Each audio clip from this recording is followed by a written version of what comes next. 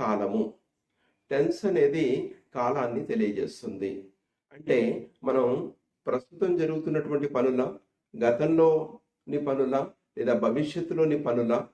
So దీని గురించి మనం ఇంగ్లీష్‌లో మాట్లాడుతున్నప్పుడు మనకు టెన్సెస్ గురించినటువంటి నాలెడ్జ్ ఉండాలి. అంటే ఒక వాక్యాన్ని మనం చదువుతున్నప్పుడు గానీ, మాట్లాడుతూ ఉన్నప్పుడు గానీ, మనం ఎప్పుడైనా గానీ అది ప్రస్తుతానికి సంబంధించి మాట్లాడుతున్నామా? గతం గురించి మాట్లాడుతున్నామా? లేదా భవిష్యత్తు గురించి మాట్లాడుతున్నామా అనేది ఎలా తెలుస్తుంది అంటే, ఆ సెంటెన్స్‌లో ఉపయోగించేటటువంటి వెర్బ్ రూపము లేదా క్రియారూపాన్ని బట్టి మనకు తెలియజేస్తుంది.